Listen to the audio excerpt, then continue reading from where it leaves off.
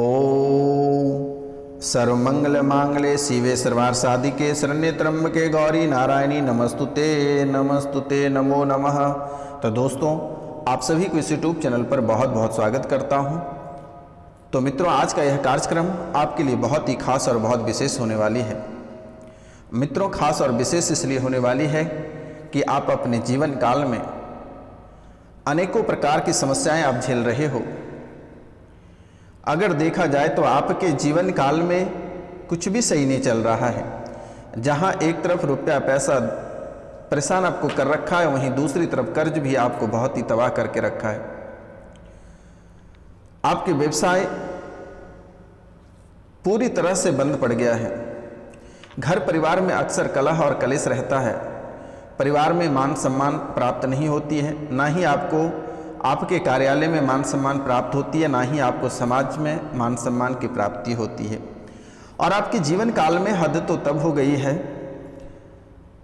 जब आपके शरीर आपको साथ देना बंद कर दिया और पूरी तरीका से आप बीमारी से ग्रसित हो। चाहे किसी न किसी रूपों में आप बीमार हो, शरीर आपका साथ देना बंद कर दिया, आप पूरी तरह से अस्वस्थ हो गए हो। चाहे वह शारीरिक रूप से रहे, मानसिक रूप से रहे या फिर आर्थिक रूप से रहे, इन सभी क्षेत्रों में आप पूरी तरह से अस्वस्थ हो गए हो। अगर देखा जाए तो आज से पिछले 5 साल के दरमियान में आप कितने हाई लेवल के जीवन जीते थे? क्या आपकी पर्सनालिटी थी? क्या आपका लग्जरी जीवन था? क्या हर जगह आपके नाम का डंका बजा करता था? हर क्षेत्र में मान सम्मान की प्राप्ति थी। लेकिन आज आप वही व्यक्ति हैं कि आपका न घर का ठिकाना है, न परिवार का ठिकाना है, न रुपया पैसा का ठिकाना है। अभी आपकी स्थिति ऐसी बन गई है कि जहां चाह वहीं राह की स्थिति बनी हुई है। जहां चाह वहीं राह की स्थिति आपके जीवन काल में उत्पन्न हुई है। आखिर कभी इन बातों को आप समझने का प्रयास नहीं किए और जानने का प्रयास नहीं किए। तो मित्रों, जाने अनजाने में आप कई ऐसी गलतियां कर जाते हैं जिसके कारण से आपको पूरे जीवन भर तक भुगतना पड़ता है। बहुत व्यक्ति ऐसे हैं कि किसी देवी देवता को मानते ही नहीं है। दुनिया में सबसे सर्वश्रेष्ठ वही है। उनके अंदर जो घमंड है, जो अकड़ता है, उसके कारण से भी वह पूरी तरह से बर्बाद हो चुका। एक समय था जो कि आपने भी कभी देवी को नहीं मानता था, कभी पूजा नहीं करते थे। जब भी आपसे कोई कहता था तो आप भी कहते थे कि अरे इसमें क्या है, सब इस फालतू है, सब मोह माया है, कुछ नहीं है। आप भी उसको ठुकराते थे। लेकिन आज आपको सभी देवी देवता ने भी आपको ठुकरा दिया। इन बातों को कभी आपने समझने का प्रयास भी नहीं किया। और आज वही व्यक्ति आप हैं कि माता रानी का चरण स्पर्श करने के लिए आप तरस जाते हो। जाने अनजाने में आप कई ऐसी गलतियां कर गए हैं जिसके कारण से आज आपको भुगतना पड़ रहा है। मित्रों, आपकी तरक्की तभी आगे बढ़ेगी जब आप सबके साथ रहेंगे। अकेला चना कभी भाड़ नहीं फोड़ सकता है, हमेशा याद रखना मित्रों। आपकी स्थिति ये घमंड के कारण ऐसी स्थिति बन जाती है और बना दिया गया है कि आप कभी सोच भी नहीं सकते हैं। आप अपने बलबूते, अपनी ताकत पे आप बहुत आगे तक जाते हो, लेकिन वहां पर जाकर आप असफल हो जाते हो। आप बहुत अधिक रुपया पैसा का जोड़ देकर बहुत कुछ खरीदना चाहते हैं, लेकिन वह खरीद तो लेते हैं, लेकिन वह चकनाचूर हो जाता है। वह किसी भी काम के लायक नहीं बनता, वह कबाड़ी में बेचने की स्थिति बन जाती है। और यही अकड़ता के कारण से आपके परिवार टूट गया है। आपका घर परिवार, आपके बच्चे आपको छोड़कर चले गए हैं। माता रानी ने आपके दरबार में, आपके झोली में बहुत कुछ डाला, लेकिन आपने उसे रख नहीं सका। आपके अंदर इतनी घमंड और अकड़ता आई कि जिसके कारण से आज बर्बाद होने का मुख्य वजह अगर देखा जाए तो आप स्वयं को दोष दीजिए। कभी आपने किसी के सामने झुकना नहीं सीखा, क्योंकि मित्रों जब भी आप अकेले रहते हैं तो कोई दोस्त, कोई यार, कोई मित्र, कोई पति पत्नी कार्य नहीं आता है, कभी काम नहीं आएगा, याद रखना। माता पिता और उनके बाद जिस देवी को आप पूजा करते हैं आप उसे याद करेंगे, हर सुख दुख में वह साथ रहता है। अगर माता पिता और देवी माँ से, अगर भगवान से अगर घमंड दिखाया जाए तो वह मिट्टी में मिलाने में उसे समय नहीं लगता, वह चंद मिनट में मिट्टी में मिला देता है। कहते हैं मित्रों कि जिसको देने आता है वह उसे छीनने के लिए भी उसको आता है, तभी वह किसी को कुछ देता है। आप अगर किसी को कर्ज देते हैं तो आपके अंदर उतनी ताकत रहती है कि आप कर्ज को वापस ले सको, तभी आप किसी को कर्ज देते हैं। इसलिए मेरे मित्रों, ये 9 दिनों तक, ये नवरात्रा तक आपके लिए बहुत ही खास है और बहुत विशेष है, क्योंकि मित्रों हमेशा याद रखना कि कभी भी अपने माता पिता को दुख मत देना और कभी भी देवी मां से ऐठ कर या घमंड करके मत जाना, क्योंकि इसमें इतनी शक्ति है कि आपको मिट्टी में मिलाने इससे चंद मिनट भी नहीं लगेगा मित्रों। इसीलिए आपसे मेरा निवेदन है कि माता पिता जिनके गुजर गए वह पितृदान कर दें, ब्राह्मण भोजन करा दें, उनके नाम पे किसी को दान पुण्य कर दें। अभी भी वक्त है कि आप सुधर जाएं। उनके बाद अभी नवरात्रा चल रही है, इस समय आपको क्या करना चाहिए और क्या नहीं करना चाहिए, इन बातों को आपको बहुत ही विशेष ध्यान रखना होगा। अन्यथा अभी जो वक्त है अगर आप इसे खो देते हैं तो फिर आप तड़पते रह जाओगे। मित्रों यह एक आपके लिए बहुत ही अच्छा समय आपको प्राप्त हुआ है और यह समय अगर इसका फायदा आप उठा सकते हो तो आपके घर में पैसों की बारिश होगी, इज्जत की बारिश होगी, मान सम्मान की बारिश होगी। आपके शरीर भी स्वस्थ रहेगा, मानसिक भी आपका स्वस्थ रहेगा, आर्थिक भी स्वस्थ रहेगा और राजनीतिक भी आपका स्वस्थ रहेगा। मित्रों मात्र 9 दिनों की बात है और इसमें बहुत चीज़ों को आपको परहेज करना है और क्या परहेज करना है और क्या करना है जब इनके बारे में संपूर्ण विस्तार से चर्चा करेंगे। तो मित्रों इनसे पहले जो इस चैनल पे नए आए हैं वह इस चैनल को सब्सक्राइब करें, लाइक करें और अधिक से अधिक शेयर करें और कमेंट में जय मां दुर्गा लिखना ना भूलें मेरे मित्रों। तो मित्रों चलिए सबसे पहले हम बात करते हैं कि इस समय आपको क्या करना चाहिए और क्या नहीं करना चाहिए। सबसे पहला कार्य आपको ध्यान रखना है। पहले हम बात करेंगे क्या करना है और क्या नहीं करना है। क्या करना है इसके बारे में चर्चा करते हैं। सबसे पहले यह 9 दिनों तक आपको सूर्योदय से पहले जगना है और 1 लोटा जल दरवाजे, जहाँ पे आपके मेन दरवाजा वहाँ पे 1 लोटा जल चढ़ाकर और 1 दीपक अवश्य वहाँ पे जला दें सुबह और शाम। पहला कार्य आप यह करें।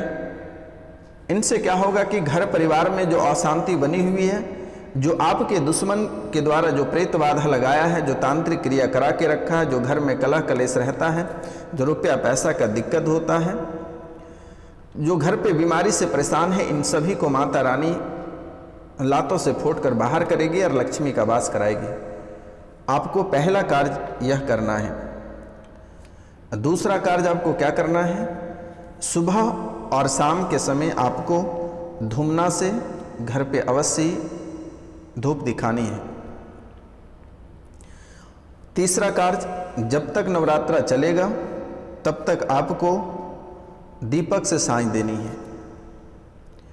और चौथा कार्य, ये चौथा कार्य, इस समय आपको किसी को कर्ज नहीं देना है। किसी को कर्ज आप इस समय भूलकर भी नहीं देना है, अन्यथा आप कंगाल हो जाओगे। ये 4 बातों का बहुत विशेष आपको ध्यान रखना है और कौन कौन से चीज आपको वर्जित करना है। तो यह नवरात्रा भर 9 दिनों तक आपको लहसुन प्याज नहीं खानी है, मांस मदिरा नहीं करनी है। मांस, मछली, अंडा, लहसुन, प्याज, शराब का सेवन, इन सब चीज़ों को आपको भूल जानी है। ये 9 दिनों तक आपको काले कपड़े आपको भूलकर भी नहीं पहनना है। अगर काले कपड़े आप ये 9 दिनों तक पहनते या 9 दिनों के बीच किसी भी दिन आप पहनते हैं तो शनि का प्रकोप बढ़ जाएगा और माता रानी का कृपा कम हो जाएगा, फिर आप भुगतते रह जाओगे। 9 दिनों तक आपको काले कपड़े की धारण नहीं करनी है। ये 9 दिनों तक आपको नाखून भूलकर भी नहीं काटनी है। यह 9 दिनों तक आपको नाखून भूलकर भी नहीं काटनी है और शारीरिक संबंध आपको नहीं बनानी है। ये 9 दिनों तक आपको शारीरिक संबंध नहीं बनानी है। किसी भी प्रकार के तंबाकू आपको नहीं चबाना है। अगर मानसिक और शारीरिक रूप से स्वस्थ रहना चाहते हैं, घर में कलह और कलेश नहीं चाहते हैं, तो इन बातों को आपको ध्यान रखना है। ये 9 दिनों तक आपको किसी भी प्रकार के अभद्र भाषा का आपको प्रयोग नहीं करना है, किन्हीं के साथ लड़ाई झगड़े नहीं करना है, एकदम शांति बनाए रखना है। घर परिवार में किसी भी व्यक्ति को अपशब्द नहीं कहना है,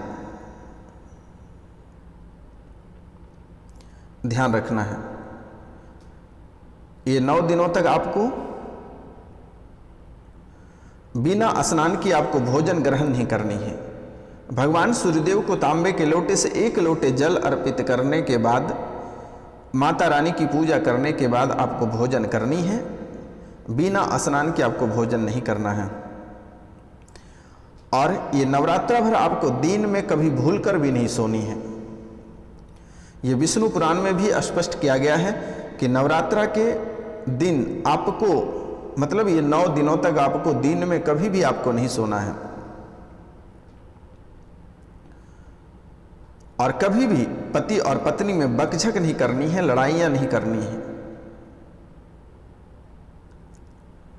और जितना हो सके शाकाहारी भोजन करने का प्रयास करें। मांसाहारी तो हमेशा हमेशा के लिए आपको भूल जाना है। और इस समय विशेष ध्यान रखनी है कि मशरूम आपको नहीं खानी है। मशरूम से आपको दूरी बनानी है।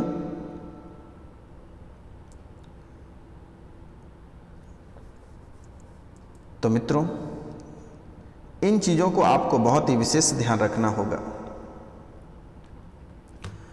विशेष ध्यान अगर आप रखते हैं तो आपको ही प्रॉफिट होगा, आपको ही फायदा होगा।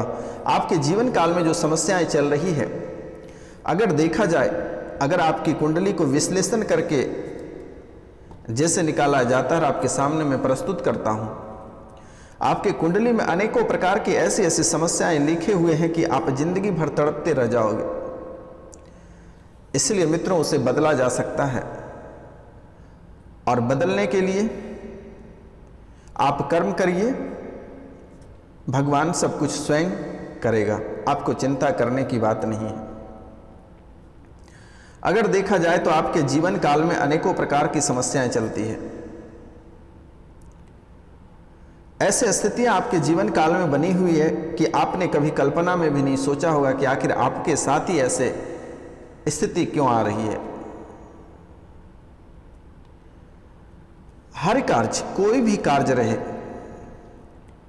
आप यहां से बहुत सही सवर के जाते हैं, बहुत सही धज के जाते हैं, लेकिन वहां आपको सफलता प्राप्त नहीं होती है। किसी न किसी कारणवश आपको ठुकराकर वापस भेज दिया जाता है। एक फिर से आप बाहर निकलते हैं, तब तक दूसरा आपको जकड़ लेता है। बहुत मुश्किलों से एक समस्या का सामना आप किसी तरह करते हैं और उससे छुटकारा पाते हैं, तब तक दूसरी खड़ी रहती है। इसलिए मेरे मित्रों, आपसे मेरा निवेदन है और आपको मैं बारंबार प्रणाम करता हूं कि जो बातें मेरे द्वारा बताई जाती है, आप इसको फॉलो अवश्य करें। और इसे फॉलो करने में किसी भी प्रकार का रुपया, पैसा, धन दौलत नहीं लगती है। तो मित्रों, इस समय नवरात्रा के समय आपकी आर्थिक स्थिति का जो व्यवस्था है वह अच्छी बनी रहेगी, लेकिन बहुत बातों को ध्यान में रखकर ही आप कार्य करें तो बेहतर रहेगा। मंगलवार और शनिवार के दिन जो व्यापारिक वर्ग के लोग हैं, मंगलवार और शनिवार के दिन आपको, और गुरुवार, मंगल शनि और गुरु, ये 3 दिन आपको किसी भी प्रकार का किसी भी व्यक्ति को उधार नहीं देनी है। इन बातों को आपको ध्यान रखनी है।